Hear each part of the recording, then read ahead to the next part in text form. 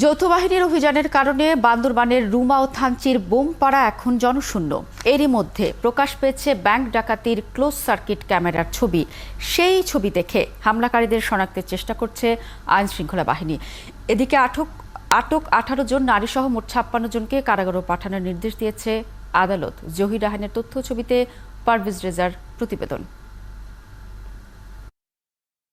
থানচির bank ডাকাতির এই close circuit ক্যামেরার ছবিতে দেখা যায় কেএনএফ এর সদস্যরা মুখে কালি মেখে ব্যাংকে আক্রমণ করে। এই ঈদে দেশ জুড়ে কেনাকাটার ফুর্তি হবে শুধু বিকাশে, সাথে ডিসকাউন্ট কুপন, ইনস্ট্যান্ট ক্যাশব্যাক। তাদের হাতে একনালা বন্দুক ও বেশ কটি আধুনিক স্বয়ংক্রিয় অস্ত্র ছিল। ব্যাংক কর্মকর্তা ও গ্রাহকদের পাশাপাশি ব্যাংকে আসা দুজন নিরস্ত্র বিজিবি সদস্যকেও তারা জিম্মি করে। কেএনএফ এর একজন সদস্য একটি সিসি ক্যামেরা ভাঙচুরও করে। রুমায় রাতের আক্রমণে ছবিতে তাদের চেহারা স্পষ্ট না থাকলেও কর্মকাণ্ডগুলো পরিষ্কার।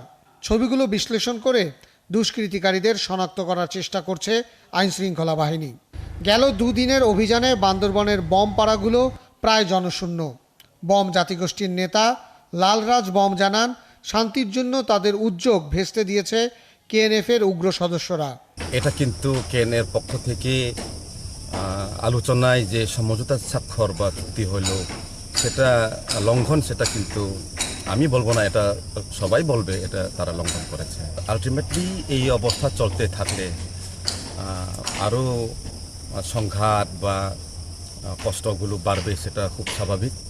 আইনশৃঙ্খলা বাহিনীর অভিযানে 18 জন নারী সহ 56 জনকে গ্রেপ্তারের পর আদালতে নেওয়া হলে তাদের কারাগারে পাঠানোর নির্দেশ দেন বিচারক। ইতিমধ্যে প্রত্যেকটি এলাকায় কিন্তু আইনশৃঙ্খলা তৎপরতা বৃদ্ধি করেছে, জনবল বৃদ্ধি করেছে, তার শক্তি বৃদ্ধি করেছে। বান্দরবানের রাস্তায় চলছে সাজোয়া যানের টহল। এখন পর্যন্ত মামলা হয়েছে 8টি। শান্তি আলোচনা আর এগুবে কিনা তা নিয়ে সন্দিহান জেলা পরিষদের চেয়ারম্যান ও শান্তি কমিটির আহ্বায়ক। এই এলাকার শান্তি প্রিয় যতগুলো চেষ্টা করে চালিয়ে যাচ্ছে, যদি এখানে আবার অপারেশনের যুদ্ধ হয় সবচেয়ে ক্ষতিগ্রস্ত হয় কিন্তু আমাদের সাধারণ নাগরিক। কেএনএফ এর সন্ত্রাসী কর্মকাণ্ড দমনে যৌথ বাহিনীর অভিযান অব্যাহত রাখার ঘোষণা দিয়েছে আইনশৃঙ্খলা বাহিনী। তবে কেএনএফ আলোচনায় আগ্রহী হলে সেটিও চলবে বলে জানিয়েছে প্রশাসন।